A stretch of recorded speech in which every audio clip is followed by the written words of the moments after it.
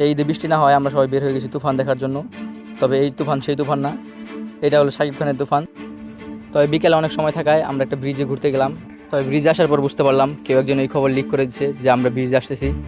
তার কারণে ব্রিজে অনেক মানুষ আসছে, এত মানুষ যে সবার সাথে সেলফি তোলা সম্ভব না। তাই আমরা বের হয়ে গেলাম তুফান দেখার জন্য আমাদের প্লেনে করে।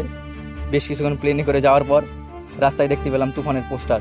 কিন্তু আসল বিষয় হলো তুফানের প্রথম পোস্টার তো ঠিকই ছিল, কিন্তু একটি পর দেখতে পারলাম তুফানের নকল পোস্টার, যেটা দেখার পর আমাদের আমরাই ভুলে গেলাম যে কোনটা আসল তুফান কোনটা নকল তুফান। এখানে আসার পর বুঝতে পারলাম যে আবার সেই নিউজ লিক হয়ে গেছে যে আমি হলে আসতেছি। তাই এত মানুষ আসছে যে হলে কোনো জায়গায় পেলাম না, আর টিকিট তো 1 ঘন্টা আগেই শেষ। এই কষ্টের কারণে আমরাই ভাবতেছিলাম যে আমরা এই নতুন তুফান বানাবো নাকি। এর কারণে আমি আমার বন্ধুর কাছে রিভিউ চাইলাম। ঢুকবার তো দেয় নাই ভাই, টিকিট কিনা পারি না। আপনার কাছে টাকা নাই ভাই? টাকা মেকা সব আছে।